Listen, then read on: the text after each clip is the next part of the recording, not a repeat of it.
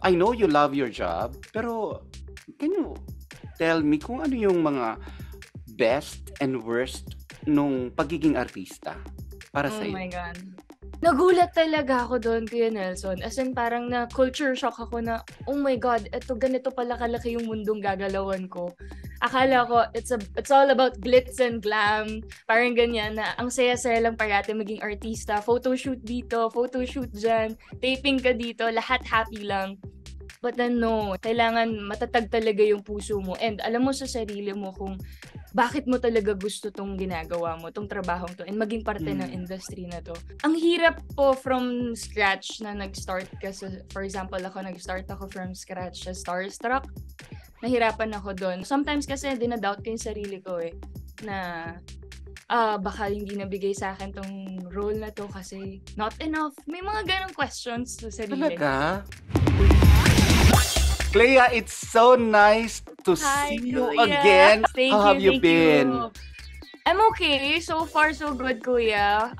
Ngayon, happy naman ako na nag-air na kami yung Arabella sa GMA Afternoon Prime. And tapos na yung tapings namin. And ngayon, more time na lang ako with my family, spending time with my family and loved ones. This is the first time, na gumanap ka na kontrabida. I know! Parang nagulat nga ako, parang si Clea, kontrabida, totoo ba to? Naloka din ako doon, Kuya Nelson. Actually, nung binigay sa akin yung project na yun, yung role na yun, kinabahan ako at first. And hindi ako sanay na mabigyan ng ganong klaseng role. Actually, yung pinaka-first ko na na-try na maging kontrabida, sa Bolera pa. Yun yung first ko talaga na sobrang naging bully ako. Very cocky yung personality ng character. And then, this time naman with Arabella, as in full-time kontrabida siya, Kuya. Yung tipong kaiinisan talaga ng mga nanonood sa hapon ng mga nanay, tatay, magkakapatid. As in, natatakot na nga ako every time na pupunta kami sa labas or sa mall. Lalo na ngayon na nag-airing na siya. Baka bigla na lang may manapak sa akin or bigla may mahampas ng payong. Diba sobrang uso yun sa mga kontrabida? Yes. Kasi nadadala sila sa characters na pinapanood nila ng serye. Lalo na kung ganun ka-effective ang pagganap mo bilang kontrabida. Naiinis talaga sila. Paano na? Teka muna, Clea, ready ka ba sa mga ganyan? Sa mga, of course, pag naglalakad ka sa mall na, oy, Clea! Niready ko na yung sarili ko, Kuya Nelson. Before ko talaga siya in-accept, alam ko na doon na rin papunta yung mangyayari sa akin. So, okay lang. Na-enjoy ko naman yung character na binigay sa akin. Siyempre, out of my comfort zone, siyempre. First time ko siya nagawa, so I have no idea. Pero meron akong more time to explore the character and meron akong more chance to explore the character, syempre. At saka as an actress, no, parang maganda rin na tumatanggap ka ng mga challenging roles once in a while, tulad nga nito. Yes, yun nga. Ayoko kasing mas stuck ako sa isang pag sinabing Clea Pineda, ano lang yan, kinakawawa siya parate, siya yung parating ganito. Mas maganda sa pakiramdam na kung ano yung characters or roles na mabigay sa akin. Game, sige, I'll try my best para mabigyan ng justice yung character na yan. And syempre, yung trust na binigay sa akin ng network. Sabi mo nga, Clea, parang sanay na sanay ka na doon sa mga kinakawawa ka, doon sa inaapi ka. Yeah. Sobrang shift ito. Paano ka naghanda? Kasi I'm sure, di ba, comfort zone mo yung kinakawawa ka na, dali-daling magpaawa. Pero this time talagang ikaw yung... Nag-ask din ako ng advice, syempre, sa director namin, si Direk Adolf. And syempre, kung ano yung, kinilala ko si Gwen, yung character ko sa Arabella. Kinilala ko siya, inaral ko yung personality niya, ano ba si Gwen, ano ba yung mission niya sa buhay, sino ba talaga siya, yung history ng character beyond sa script. Yun yung ginawa ko talaga. And syempre, niready ko rin yung sarili ko na very effective din si Althea and si Shane. Nakawawain ko. Talaga namang ako mismo, pagka-cut, oh my God, I'm so sorry. Sabi ko, hala, okay ka lang, nasaktan ba kita? Teka, nag-uusap ba kayo ni Shane at saka ni Althea before the scene na parang, ganito yung gagawin ko Para medyo calculated talaga. Yeah, all the time. Syempre, ayaw namin na magkasakitan kami physically talaga sa set. And minsan talaga si Direk Adolf gusto niya mas natural kasi pagka totoo yung ginagawa namin. So, yung mga sampalan doon, mga sabunutan, talagang walang fake doon, masasabi ko. Parang Authentic. 80% ng mga pinaggagawa namin fight scenes, 80% talaga totoo yun.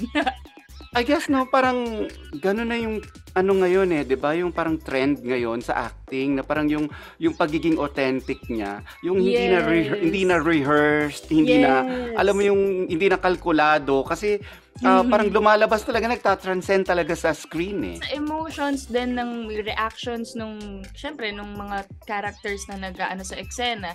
And very smart na rin yung audience kasi ngayon, Kuya Nelson. Parang makikita nila, fake naman yung sabunutan nila. Makikita at makikita talaga nila. So, syempre, para hindi natin maparamdam sa mga audience natin na, niloloko tayo ng mga to eh. Kailangan totohanin na natin. Oo. Teka muna, after this, Clea, wala ka bang mga wish list na gustong gawin? Kasi, syempre, galing ka na doon sa Inape, ngayon kontrabida ka naman. Ako, unahan na kita, ha. I want to see you in an action I know, Kuya series. Nelson. Kasi, alam mo, pag nakikita ko talaga yung IG mo, nakikita ko pag nagra-ride ka, sabi ko talaga, oh my gosh, this girl, oh my gosh, parang kailan lang ini-interview ko siya, 18 pa lang siya, and I now know, parang oh my God, grabe, magets yun. astig woman. Yun, actually, Kuya Nelson, yun yung number 1 sa wish list ko na mga roles na matry ko, mabigay sa akin. And sana talaga mabigyan ako ng chance na makapag-portray ng action series or action film sana in the future. Why not? Kasi very malapit siya sa personality ko talaga in real life. Siyempre, nandiyan yung kaya ako nag-aaral ng skills ko sa motorbikes. Siyempre, yung physically fit dapat, yung mga ganyang bagay, kinoconsider ko rin bago mabigay sa akin yung character na yun. Teka muna, kung bibigyan ka na ba ng ganon, ready ka na. Kasi syempre, mahirap yan. Yung mga ibibitin-bitin ka, Yun yung mga nga. tatalon ka. Kung anong kailangan nila, Kuya Nelson, I'll do my best talaga para mabigyan sa akin yung ganong klaseng role. Nako, that's my girl. Thank you. Clea, medyo matagal-tagal ka na rin sa showbiz, ano? Like, Mhm. how long have you been sa showbiz? Kasi I can remember, right after Starstruck, no, na-interview na agad kita eh. Yes! Oo, sa main building ko yun ng GMA. Kuya Nelson, naalala mo talaga yun. 2015. Since 2015. So, mag-8 years na. This year. Wow! 8 Yeah. years, ano? At tagal-tagal na rin. Mm-mm. I know you love your job, pero can you tell me kung ano yung mga best and worst nung pagiging artista para Oh sa'yo? my God. Ang best muna tayo. Punta muna tayo sa best na side ng pagiging artista. Mahal ko yung work ko, Kuya Nelson eh. I love acting. Gustong-gusto ko nakakapagpasaya ako ng mga tao sa mga mall tours, makikita ko yung mga fans. And syempre, masayang-masaya ako kapag nakakapag-portray ako ng iba't ibang klaseng roles and characters in front of cameras. And the fame and money, ano na yun eh, nasa pinakababa na ng list yun eh. Parang mas gusto ko yung mabigyan ka ng karangalan dahil sa pag-arte mo. Yun yung gusto ko. Yun yung gusto kong ma-achieve sa career life ko dito sa industry. Yeah. Eh, what about the worst? Of course, The syempre, worst, may trade-off syempre yan meron eh. yan. Hindi naman lahat yan ibibigay sa'yo ng puro, Yes. 'di ba? Puro wine and Yes. roses, 'di ba? Ang Ano sa gandang tingin mo? question. Yung mga, alam mo yun, na parang, oh my gosh, talaga ba, kailangang daanan ko to? Ang hirap po from scratch na nag-start ka sa, for example, nag-start ako from scratch sa Starstruck. Nahirapan ako doon and very grateful and thankful naman ako sa GMA Network kasi hindi naman nila ako pinapabayaan talaga. Na every year talaga, hindi nila ako nakakalimutan mabigyan ng projects, yung trust na binibigay nila sa akin. But then, siguro yung battle lang na meron ako, Kuya Nelson, yung sa sarili ko lang. Na, kaya ko ba talaga to? Sometimes kasi, dinadoubt ko yung sarili ko eh. Na, baka hindi nabigay sa akin tong role na to kasi not enough. May mga ganong questions sa sarili. Talaga? Yeah. I mean, Yeah. kasi, ang tingin ko kasi sa'yo, sobrang I'll be honest, Clea. Ever since na-meet kita, ang tingin ko sa'yo, sobrang confident na bata. Oh no.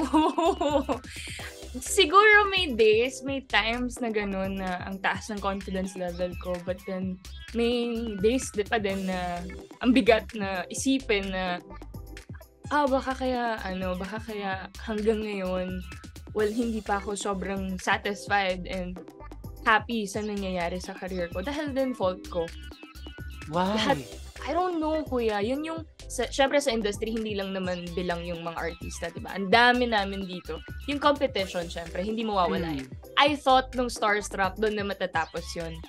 I thought Starstruck, But no, yun na yung after pinaka-competitive Starstruck, na no? out Mas of malaki Starstruck pang world. competition. Nagulat talaga ako doon, Kuya Nelson. As in, parang na culture shock ako na, oh my God, ganito pala kalaki yung mundong gagalawan ko.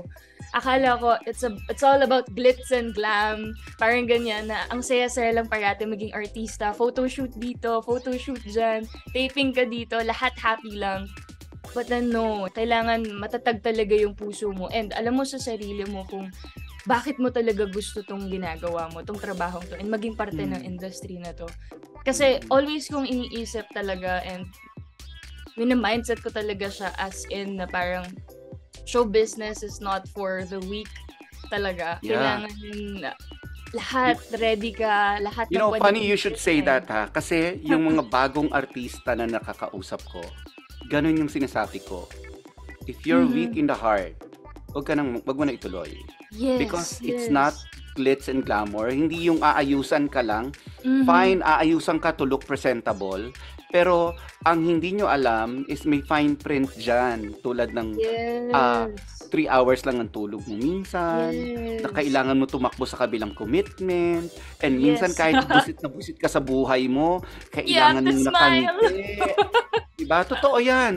And I would like to think that's probably the hardest, Kasi ang kalaban mo dun yung sarili mo eh. Na parang ayokong umiti, pero kailangan kong umiti. Minsan sa isip-isip ko na lang ako nagre-reklamo, pero hindi ko nilalabas. Anong nagiging outlet mo, Clea? Or pag uwi mo sa bahay, hindi ka pwedeng magreklamo sa parents mo, baka isipin nila, sobrang kawawa naman yung anak ko, nagtatrabaho, tapos ganito. Anong nagiging outlet mo pag ganyan? Outlet, motorbikes, kuya. That's why you got into motorbikes. Yeah, sometimes talaga it helps talaga na nag-ride ka. Kasi you're alone and sa helmet mo, ikaw lang yung naririnig mo, thoughts mo lang yung naririnig mo, and your motorbike. Yun lang, grabe yung happiness na nabibigay din sa akin ng riding. And yun yung siguro yung masasabi ko na number 1 na nagiging outlet ko. Kapag sobrang stress sa work or sobrang ayoko lang hawakan yung phone ko, ayokong mabasa yung mga nangyayari sa phone ko. Kasi ano rin siya, taking care of your mental health din siya for me. Na hindi always nakikita mo yung phone mo, chine-check mo yung phone mo, anong sinasabi ni ganito, anong kailangan mong gawin. May days na ganun, pero syempre sa work ko, hindi pwedeng pabayaan ko yung phone ko. Diba? Kailangan lagi akong updated, lalo na sa work, sa handlers, messages. Pero I'm sure, diba, parang minsan ayaw mo mag-check ng social media. Kailangan ko how do you deal with that? Like parang pag may nabasa kang hindi mo gusto? Ayoko. Hindi ko siya in-entertain pag meron na akong hindi nagustuhan na kahit isa lang na nakita ko, ayoko na. Hindi ko natitignan yung post na yun, if ever. Kasi mas siya sa akin mas hindi siya makaka-apekto sa akin. Oo. At saka parang tuloy-tuloy na. Alam mo, pareho tayo sa ganyan. Totoo. Like, dati kasi, ang unang-una kong tinitignan, pagising ko, pagmulat ko pa lang, hinahanap ko na kagad yung phone ko. Naka-charge yun sa tabi ko eh. So, ang unang-una kong tinitignan is yung social media. Kasi nag-scroll na ako, ganyan. Siyempre, along the way, makikita mo yung button na, ang daming notifications. Tapos matitignan mo na minsan doon yung mga nag-comment sa'yo. Minsan, pag hindi ko gusto, dati talaga naaapektuhan yung buong araw ko. Diba? Papatol ka kasi if if inaccept at inabsorb mo yung negativity na binibigay nila sa'yo, it shows lalabas at lalabas sa'yo yun and papatol at papatol ka and after nun, pagsisisihan mo na, oh Mm. my God, bakit ko pinatulan? And Dapat it hindi was na. really bad. Parang there were days na talagang umiiyak ako for some Oh reason. But no. tapos na-realize ko, ba't ko iniiyakan yung mga taong hindi ko naman Hindi mo naman kilala? kilala. Exactly, Or exactly. or or hindi naman ako kilala. 'Di Mhm. ba? Ba't ko sila bibigyan ng ano, 'di ba, ng Right. pagkakataon to Yes. affect me? So, ang Yes. ginawa ko no'n, nag-social media fasting ako. Hindi ko talaga parang try ko muna na ano, na 2 hours, 3 hours, ganyan, or half a day, hindi ako magche-check ng social media hanggang Mhm. sa ngayon, alam mo, once in 2 days na lang ako mag-check ng social Talaga? media. Oo. Ang Or saya naman ng gano'n na Or 'pag minsan na-practice mo everyday siya. ako nagche-check, pero tinitignan ko na lang. Pili Like parang lang, 'di 'pag ba? oo, or 'pag Yes. may nakita akong comment na hindi ko gusto, block, delete. Exactly. Yun That din is yung what ginagawa ko 'di ba, that always. is what it's for. Parang, uy, Ba't mo pa papatulan? Wag mo nang iniisip ko bigyan na ng lang oo, energy. iniisip ko na lang, Yeah. naku, kawawa naman 'tong taong 'to, baka walang pumapansin sa kanya. Yeah. Oo, he or she needs to be significant, 'di ba? Parang, o sige, parang hayaan ko na lang, block and delete na lang. Or You know minsan what? One time, Kuya Nelson, may pinatulan ako na ganyang comment and then bigla siya nag-message sa'kin sa personal message sa DM, IG. mm. And then sinabi niya, "Oh my God, Miss Clea, I'm so sorry. Gusto ko lang talagang mapansin mo ako. Thank you so much, napansin mo rin ako finally." Yun, Fan nagka-catch mo lang talaga. pala? Sometimes, nagka-catch lang talaga sila ng attention para lang, Hmm. para mapansin mo sila. And then pag napansin mo sila, okay na. And Ganun you sila know, and what's sometimes. bad kasi 'di ba minsan iniisip nila hindi ka hindi ka tao. Yung 'di ba Oh, parang yeah. yung as public personalities like you and me ano, iniisip nila parang every time we'll just take it in. Ang in-expect nila from us parang para tayong robots na kaya nating Yeah. tanggapin lahat ng words na kahit masasakitan, kahit lahat below the belt na yan. Porket public figure ka, bakit? Public figure ka tanggapin mo na may mag-invade talaga sa space or sa privacy mo. May ganun silang mindset, may ganun silang thinking. Kaya minsan Mhm. iniintindi ko na lang talaga na siguro kulang nga talaga 'to sa pansin. Sige, pansinin kita in a good way. Maging fan pa kita. Yeah, alam mo, Gano'n. siguro nga 'no, tama minsan to kill them with kindness. Sila na mismo yung mag-stop. Teka muna, Clea, bilang artista, gaano kahalaga sa'yo ang privacy? Privacy. Um, Nung nag-start ako sa Starstruck, wala pa akong ka-idea-idea kung ano yung pinapasok ko Privacy. talaga. As in, ang alam ko lang, aarte lang ako, and then, yun na. Gagawin ko na, makikita Mm. na ako sa Uuwi billboard, ka sa yun lang. bahay, wala na silang Yes. pakialam sa'yo, basta Yun, nakikita ka lang yun. nila. Akala Oo. ko ganun lang siya. And then, yun nga, sabi ko kanina na culture shock ako na, pagka-artista pala, mawawalan ka talaga ng privacy. Halos lahat Yeah. ng bagay sa lahat ng aspeto at angles ng life mo, talagang malalaman at malalaman nila kung gugustuhin nila. Kahit years ago pa yung post mo, makikita at makikita nila sa social media. And privacy for me, sa show business, importante siya sa akin kasi hindi dapat lahat, hindi porket public figure ka, lahat ipapaalam mo na sa buong mundo. Depende na lang din yan sa'yo kung ano yung choice Mm. mo na ipaalam Mm. sa kanila. And siguro masasabi ko lang na na-invade yung privacy ko pagka naapektuhan na yung family ko. True, yun nga Yan. no. Kasi Yan parang ang yung feeling ko, importante sa kung akin. tayo lang, 'di ba? Okay lang kaya ko Okay pa. lang, kaya ko yan. Yes. Pero kung alimbawa meron nang naapektuhan yung nanay ko, yung kapatid Yes. ko, 'di ba? Yes. So, parang hindi mo alam bakit kailangan maapektuhan sila. Mm. Na parang okay lang sa akin na ako na yung pagpiestahan yung social media. Wag nyo lang i-mention or idadamay yung pamilya ko. Yun lang yung poprotektahan ko talaga. At That's all true costs. kasi hindi naman sila nag-artista eh, 'di ba? Ikaw yung nag-artista, 'di ba? Yes. Kumbaga, damay lang sila dito. Mhm. Connected Diba? lang talaga sila sa akin, pero that doesn't mean meron na kayong right na pakialamanan or pagsabihan ng masasama or masasakit yung mga kapatid ko and yung parents ko.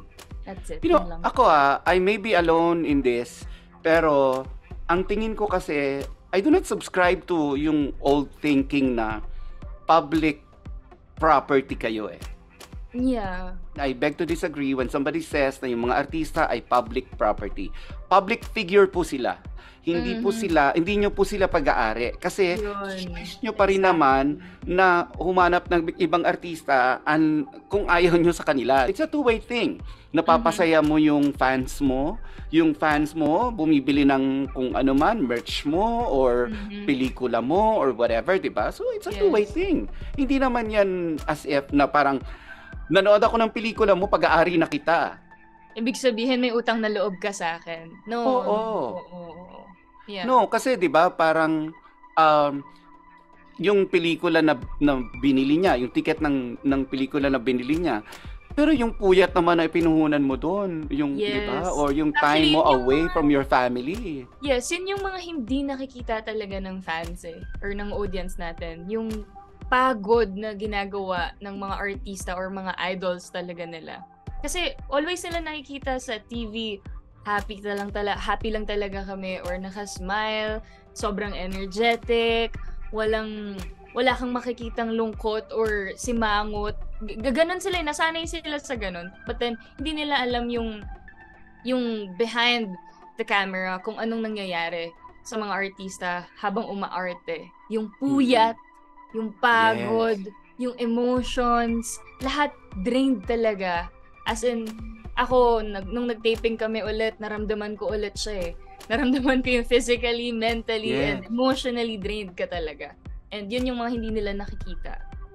Was there a time na na-invade yung privacy mo na sobrang nasaktan ka talaga? Parang so far, Kuya Nelson, parang wala pa naman yung below the belt na iniyakan ko. Siguro nung time, Kuya, na syempre, di ba, nag-lockdown. Syempre, always ka lang nasa bahay. Yun yung time na wala talaga akong ginagawa at all. And then, syempre, habang wala akong ginagawa, I gained weight so much. As in, sobra talaga. I do not believe you. Naniwala ka sa akin. Totoo. I gained weight so much, Kuya Nelson. Paano? Kahit ako, parang pag nakikita ko yung sarili ko sa salamin, parang, ano nangyari? Totoo? Parang, yeah. Diba, bumalik yung tapings, ganyan. Then, from pre-pandemic na body ko to after lockdowns, ang laki ng pinagkaiba and nakikita ko yung comment section talaga ng mga tao. And yun talaga yung... Harsh, no? Harsh talaga sa malala. Kung malala, sila yung mag-comment na parang... I mean, wala namang masama kung mag-gain weight ka. Parang, yun nga, na-expect talaga nila ng mga tao na always camera ready yung mga artista, always... Na hindi na sila kumakain. Yeah, na parang wala kaming pahinga sa pagiging 100% parate. Gusto nila parating ganun eh. Parating camera ready, parating... Ang sakit makabasa ng mga ganung comments about myself talaga. Oo. Na umabot sa point na nilapitan ko na yung parents ko na parang anong nangyayari, ayoko nang makabasa ng mga ganitong klaseng comments. Lalo na rin sila, nasasaktan ako kapag nakikita nila and nalalaman nila. Parang actually, okay lang na sarilihin ko eh, na okay, ako lang nakakita nito. Pero yung makita ko pa na sila mismo yung na-hurt, ang sakit sa akin makita na umiiyak yung mommy ko dahil sa mga nakikita niya or nalalaman niya because of sa mga nangyayari sa paligid ko and sa kung paano nangyari sa akin. Yung parents ko talaga yung... Sila kasi yung parents na active sa social media. Actually, mas active pa nga sila kaysa sa akin. So, saka, sila yung ano, no, parang what I cannot take is yung parang nakikialam sa'yo or sa gagawin mo na parang dapat ganito ang gawin mo, dapat ganito. Maibalik ko lang I don't know, during the time na you were being paired with Jeric nung of course maraming write-ups na lumabas. I don't remember. I don't remember vividly. Parang I kind of read something before na naligaw ba sa'yo si Jeric? Oh, yeah. Nanligaw sa akin si Jeric. Yes, So, yes. time na Yes, yun, may ganong yan. question. May ganong question. Oo. So, Actually, yung ganong question na tanggap ko siya, Kuya Nelson, face to face. As in, pero bata ka pa nun. How wala did you take talaga that? akong ka-idea sa tanong nila na parang, actually, alam ko na speechless ako nun eh. Na hindi ko alam kung saan ko sisimulan. Kahit i-compose ko yung sarili ko, parang, hindi ko talaga kayang sagutin yung tanong, sorry. Pero, siguro yun yung mga time na, oh my God, ang personal na sobra ng Yes. question. Oo. Parang, syempre, ang initial reaction ko, parang, magde-deny ako. Diba? Magde-deny ako sa kung anong tanong man yun. De-deny ko ng sobra-sobra. And wala pa ako sa point na yun na ready ako sagutin yung question na yun. And, siguro yun yung isa sa mga bastos na natanggap kong question na hindi nila iniisip yung mararamdaman nung ini-interview nila. Gusto lang nila ng write-up. Gusto lang nila Gusto lang makuha yung sagot mo. Gusto lang nila na may pag-usapan. Oo. And well, at your naging extent. selfish sila sa part na yun. And parang ako, okay lang yan. Sige, deny ko hanggat kaya ko.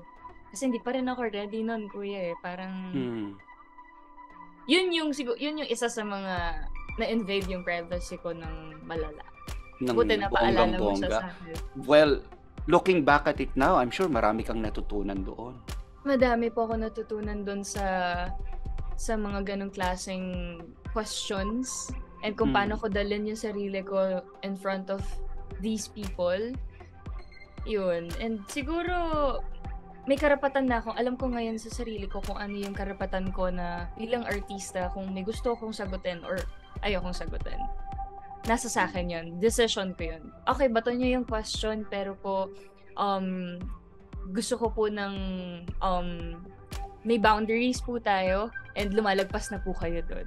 And kapag nafe-feel ko na nalalagpasan na yung limits na yun, yung boundaries na yun, okay lang ako mag-say no.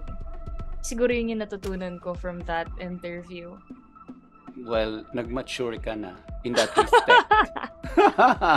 Hindi ko rin naisip to masyado eh. Parang, talaga, pag ganito na ako mag-isip ngayon. Clea, since we're talking about personal stuff, about privacy, I would like to take this moment. I would like to take this moment to thank you. And, kung magkaharap lang tayo, I would have hugged you. And talagang, you have trusted me for years. At alam mo yan na, and I can really feel the respect between us. I can really feel the love between us. At you have been nothing but kind to me. Yun lang ang masasabi ko. And I love you for that. I love you, Kuya. Thank you. Okay. And thank you.